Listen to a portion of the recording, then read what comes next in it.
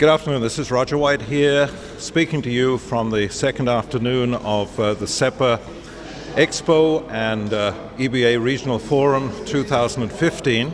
And with me I have Patrick Parnis, who is a Vice President of Dassault. He is responsible for the sales, marketing, new product development of the business jets, which Dassault makes, known as the Falcon business jets. And Patrick made a really interesting presentation today talking about what we know as fly-by-wire or digital flight controls. Dassault were one of the pioneers in fly-by-wire technology. What is now used and has become well known on the Falcon business jets was originally developed for their range of military aircraft, the Mystères, and it went through several generations of development. And it has some really interesting characteristics, but I'm going to ask Patrick to talk about that. And I think if you could just briefly describe what the advantages are. Why did we go to digital flight controls, fly-by-wire? What are the advantages? Why? Just perhaps I will start with the main differences between classical flight control and digital or fly-by-wire or digital fly-by-wire. The idea is on a classical flight control you have in fact direct physical link between the control command, the action of the pilot and the control surfaces, and so the pilot in fact act on the control surfaces. With the digital flight control you don't have this direct link but only electrical links, computer that converts the order of the pilot, and so you can make a lot of things. And so no more direct link. You have servo actuators that help moving the control surfaces. So the aircraft going faster. So the pilot didn't add any force to balance the forces on the control surfaces. So it was needed to introduce some servo actuators. And also with the Mirage 2000, which was an unstable aircraft, it was needed to introduce some kind of automatism in order to balance this instability. This is why we have made this step on the military aircraft. And the digital flight control system is another step, so you have more complex computer, and with this computer you can make a lot of things thanks to digital aspects. You can optimize the use of the control surfaces, you can make protections. And the main output for the pilot, the benefit first, is that now it doesn't control anymore the control surfaces, but it flies directly the trajectory, so it is very easy to fly. You just have to act and to ask for a certain slope, for example, and the aircraft will be trimmed and it will follow the slope by itself, or a given bank angle, and the aircraft will follow also automatically. So very simple, reduce workload. Safety also, because with the computer you can introduce some protection against the flight envelope violation. Comfort also for the customer, for the VIP, because you can balance the turbulence. So a lot of things that are now provided by these new systems. And on the 7X, for example, the feedback with the customer is very good, and they're happy with that. I understand what you're telling me now about reducing pilot workload, making it much easier, taking things and giving them to computers which can very quickly calculate what needs to be done, can protect the airplane. But could you also talk a little bit in the aspects of safety, how this enhances the system's enhancing safety? We'll also talk a little bit about the reliability. We have made things easier for the pilot. We've made, I think, things more efficient and easy to do, but at the same time we've introduced a new level of technical complexity. So the safety and your thoughts on safety and reliability would also interest me. Okay.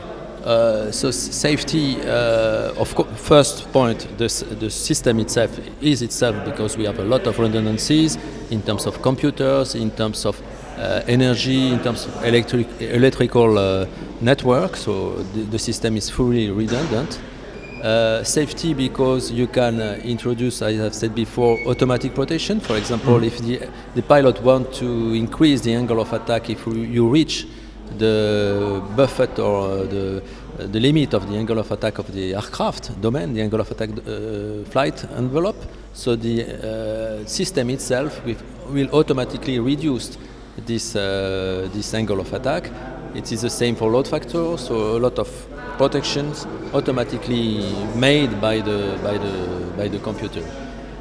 In terms of reliability, I think the system is redundant, so of course there is a lot of auto tests. After that, the main question is whether you can fly with one system off or not. So this is a question of redundancy. You can you can reach the required level of reliability as far as you have the required redundancy. So it's a question of design choice. So of course you can manage that easily.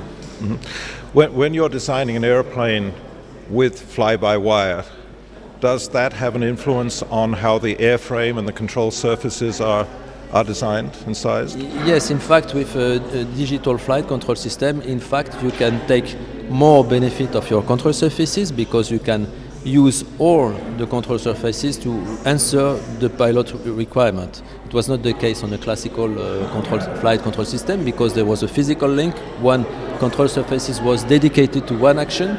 Now you can use different control surfaces and you can increase the overall efficiency. So doing that, you can, in fact, for a certain level of requirement in terms of control, you can reduce the surfaces, or you can improve the controllability of the aircraft. So this provides you with more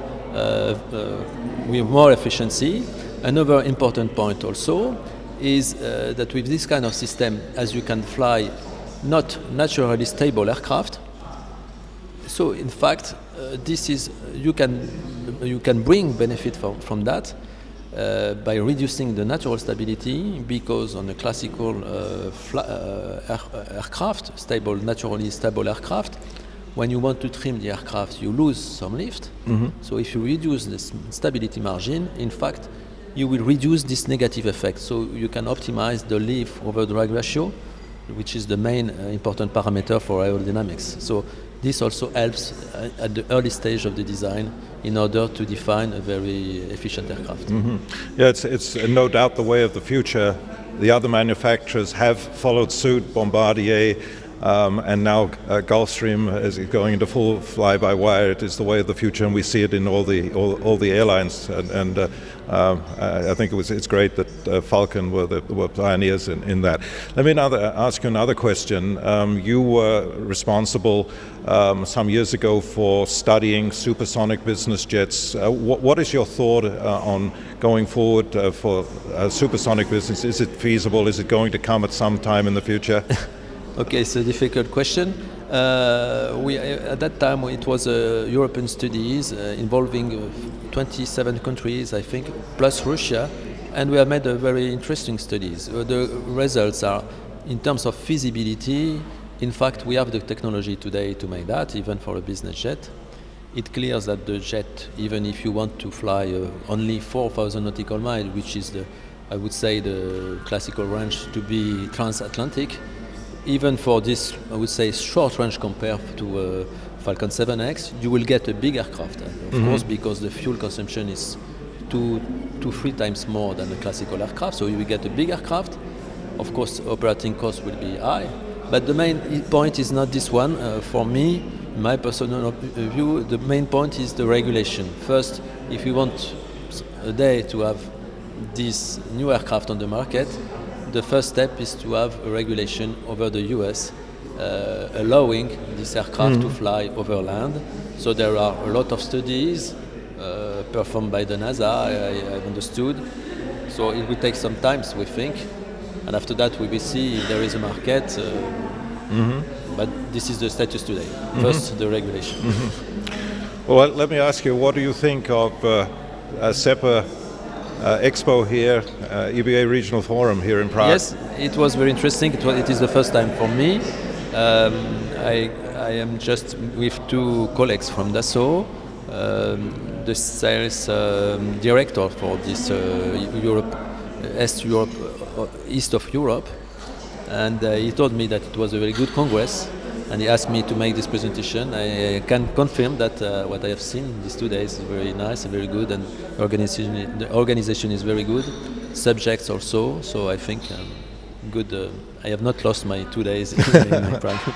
Well, thank you for saying that, and we're very grateful that you came. You gave a very interesting, very enlightening presentation today, and enjoy the rest of the time here. And thanks Thank you once very again, much. Patrick. Thank you. You.